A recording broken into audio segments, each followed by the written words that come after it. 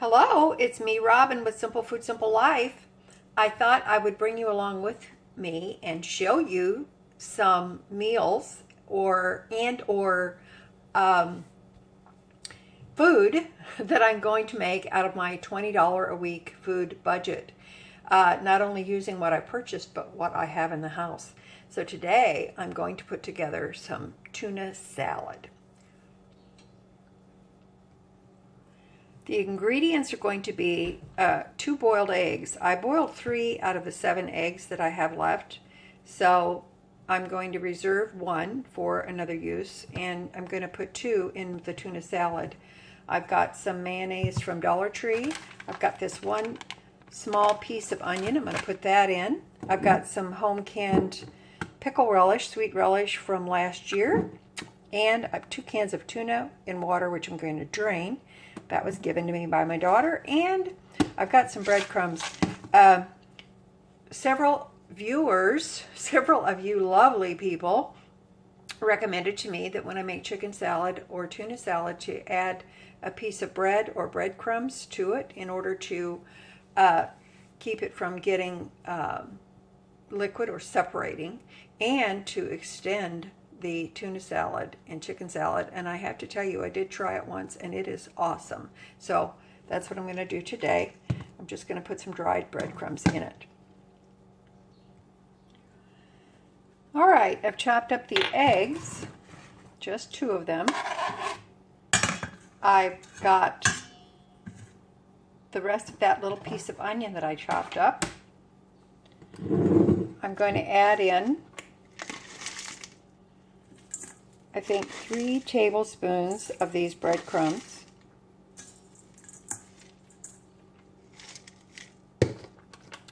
And I'm going to add in a couple of tablespoons of the relish. I made my relish kind of chunky. As an experiment, but I kind of like it that way. I'm adding in the drained tuna.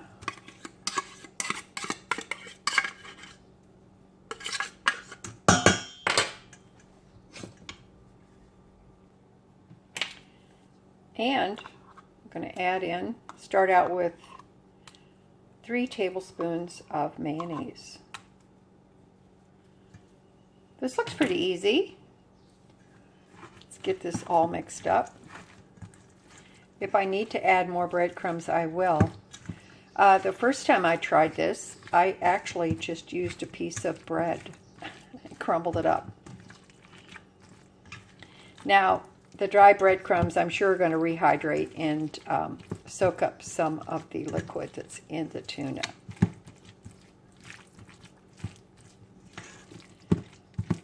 I have to say that looks nice. I'm going to add some pepper.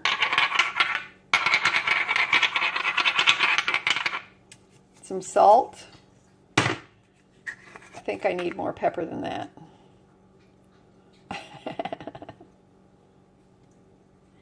And I think I'm just going to sprinkle a few more breadcrumbs on the top. And you guys were absolutely right. You can't tell that there's bread in here. You just can't. It just all blends in. I just used white bread, but I think you could just use whatever you want. It blends in and nobody knows. I didn't know. I couldn't tell, but it's just... And then someone commented that that's what delis, a lot of delis will do that. It's like a secret, but now the secret is out. Use it. And just don't tell anybody. They won't know. Unless they're gluten-free, then they might know. Okay, so be careful. I'm going to give this a quick taste, see if it needs anything.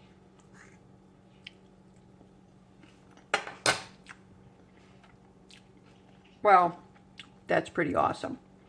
But you can add whatever you want to in it, whatever you like. Some people like onion powder, garlic powder, whatever you want to do, you do. Okay. I'm going to put this in a container, put it in the fridge, and we're going to move on to the next thing.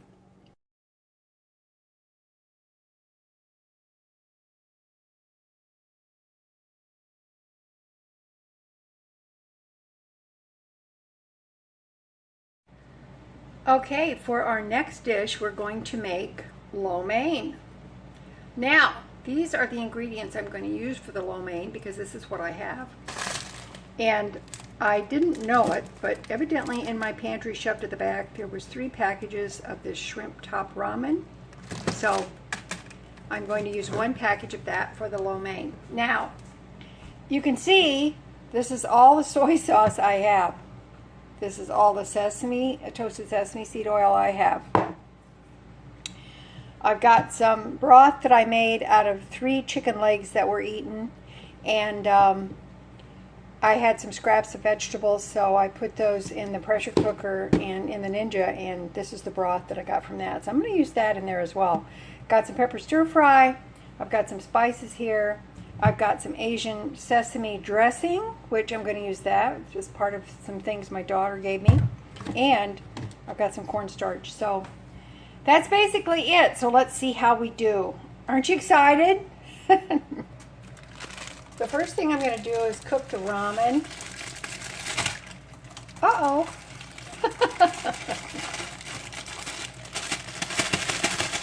It doesn't want to be cooked. And, gasp, I am going to use the flavor packet. So, let's do the ramen first. The water is slightly warm. It's not hot, but I don't care. Now, this pepper stir fry, it's got yellow onion, red, yellow, and green bell peppers. I'm going to use that. Looks like there's a lot of onion in there, but we shall see. We might have to look through this and pull out some peppers. Okay, I pulled out some of the peppers and onions. Now, whenever you buy the pepper stir fry from Dollar Tree, sometimes it's catch and catch can. Sometimes it's in equally divided portions, and sometimes it's more of one than the other. I don't care. I still like them. I still buy them. I'm not going to chop these up. I'm going to use them the size they are. But I just wanted to kind of get a little bit more of an equal distribution. Okay, I drained off some of the water. I'm going to put the flavor packet in.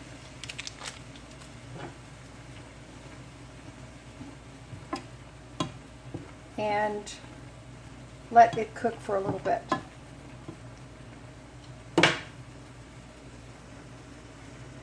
Turn the heat down a little bit though too. Now, right here, I've got some fat in this skillet, my handy dandy trusty brand new skillet. Yes! Awesome. And I'm going to add in the rest of this toasted sesame seed oil. So toasted sesame seed oil is very flavorful. It doesn't take a lot to add deliciousness to your stir fry of any kind. So in goes the vegetables. Now I cut those carrots really thin because I needed them to cook quickly. So, okay, I've got that on medium. I'm going to add some onion powder.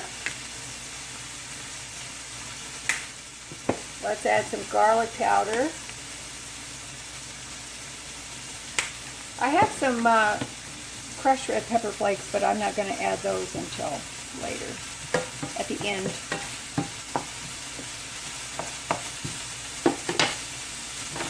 Now let's see about the noodles. Awesome. I'm going to turn this down on simmer. Now, I've got my broth here. You can see it's coagulated because it's fatty. That's fine. I'm good with that. I'm going to make up a cornstarch slurry to add to this because we want our sauce to be thickened. Okay, we're going to add the rest of the soy sauce in with this broth mixture. That's the end of my soy sauce. I'm going to add just a little bit of this Asian sesame dressing, which is really delicious, by the way. And then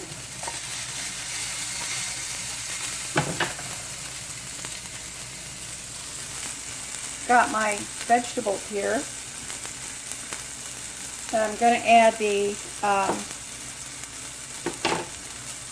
broth.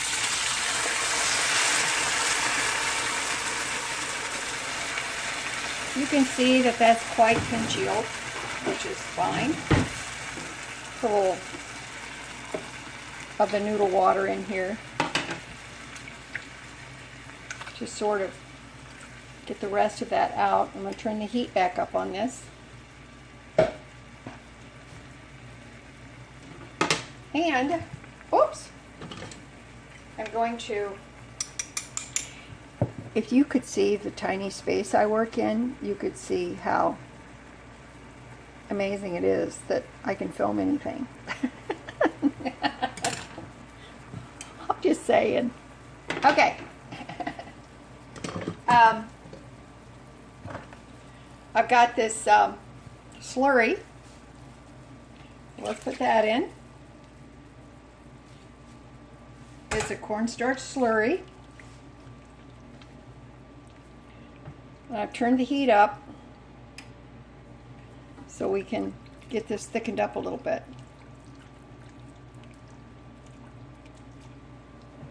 I'm going to turn the heat back up under the ramen.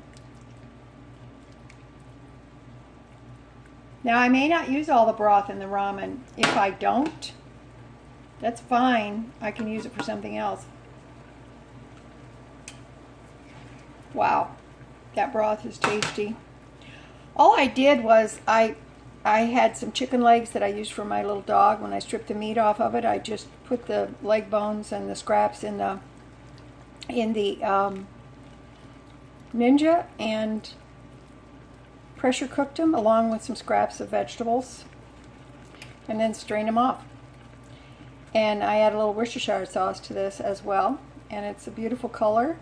Tastes great, a lot of flavor in here, and I put garlic and onion and things like that in there. So, you like my new little whisks? Look how silent they are. Alright, we're going to thicken this up. If I need to add more cornstarch to this, I will. So we'll see. See what happens. I added just a smidge more cornstarch, about a teaspoon with a little bit of water. Now let's put the ramen in here.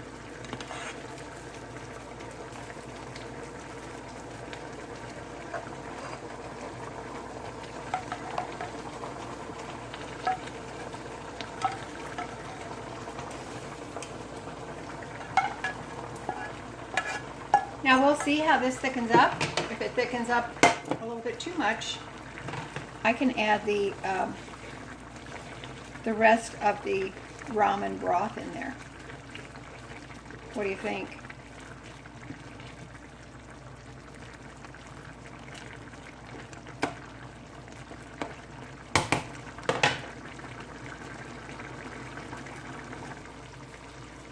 Okay, I'm going to sprinkle a little bit of crushed red pepper flake on the top.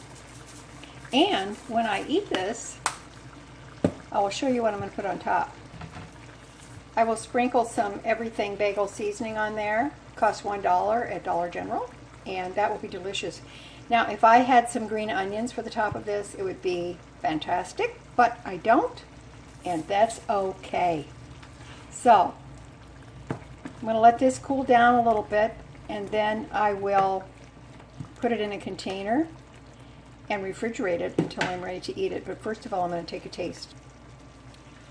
This is a little more soupy than I would like, but I really don't care. So, I just don't care. Very, very hot.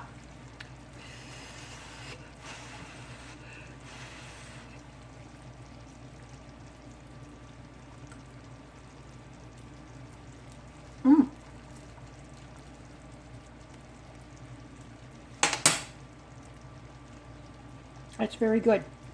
I'm happy with that. All right, lo mein. Now I'm going to let this cool down enough, and then I'm going to put it in the refrigerator to have for a meal. This can be served with some spicy green beans. Wouldn't that be delicious? How about some even rice on the side? A little starchy, but who cares? White rice is always good.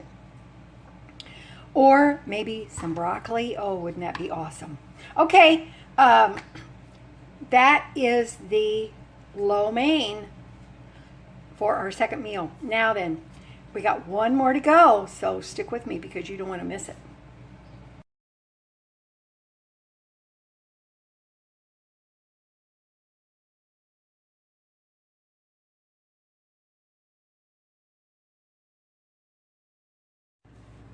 Okie dokie, let's do the next recipe. Now, this is my own recipe. It's just something I came up with because, well, experience and common sense will tell you how to put things together. So, what I've got, and I'll put the recipe in the description box below if you want to use it. We're going to make some banana waffles using what I have.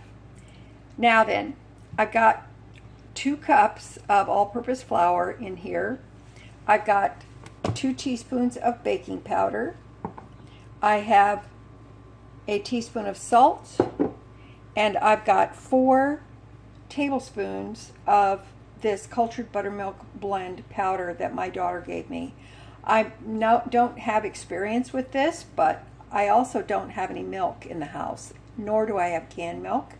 So I'm going to use this, following the instructions on the little the little tub here, because let me show you what this looks like. And it says if you're going to use it in baking, put it in the flour, mix it up well, and then add the appropriate amount of liquid. So I need 1 cup of milk or buttermilk, so I'm going to use 1 cup of water. I've got 4 tablespoons of melted butter. I have an egg, and I'm going to put in a teaspoon or so of vanilla. Now then, these are bananas that I have had in the freezer since 2022. Yes, it's confession time.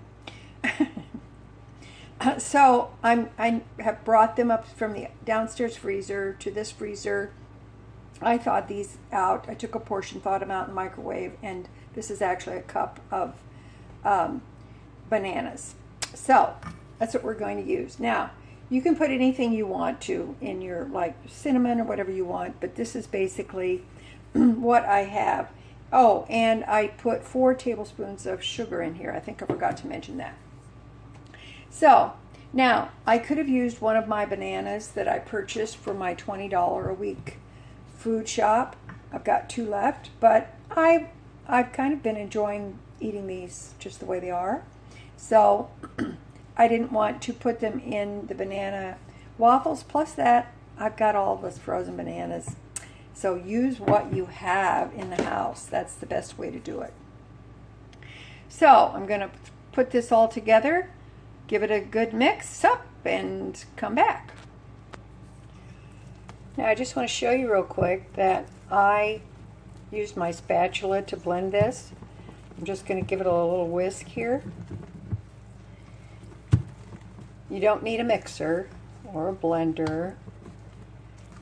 This is fine, and you're going to see a few lumps from your bananas, but that's okay. Makes it taste good. It smells really good, by the way.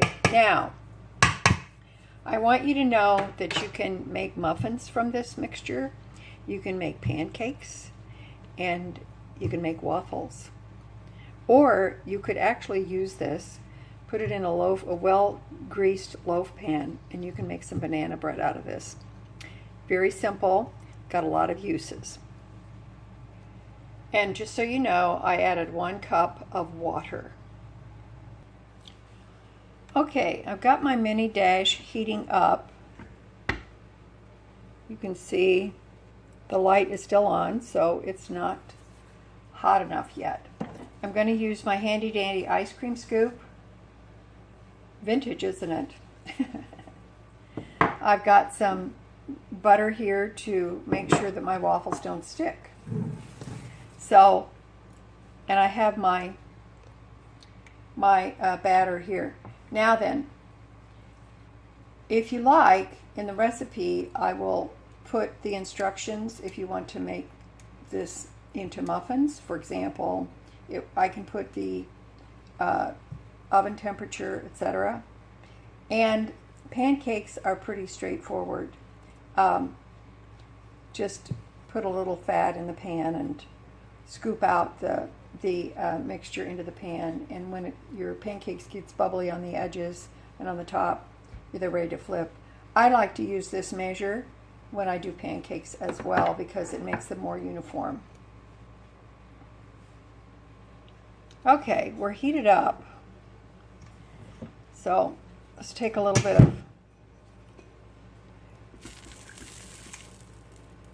of our butter here.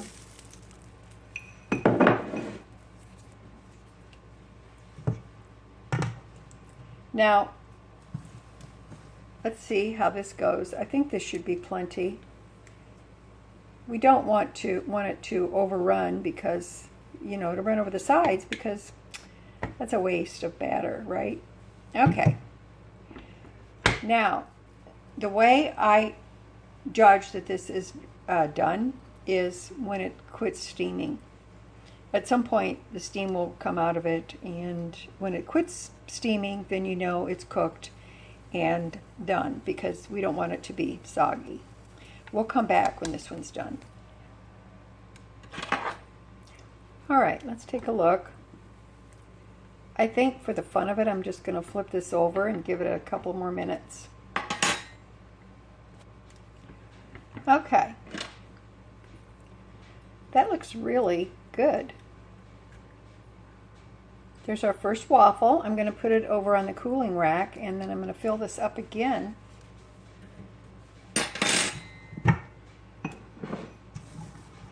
You don't, with the mini dash, you really don't have to, grease the brush butter on it every time. I mean, you really don't. It's fine. Okay. Now, I want to show you something. I filled up half of this mini loaf pan, so I'm going to make a mini loaf of banana bread. I've got my oven preheating to 350 degrees, and this will probably take around 30 minutes. But when a toothpick or skewer or knife put in the center comes out clean, then you know it is done. See, I did not listen to myself. I overfilled it. I got carried away, and that's what happened. Do as I say, not as I do. Okay, just for the fun of it, let's take some of this batter and let's make a pancake. I've got just my small pan out here. And I have a little melted butter in there.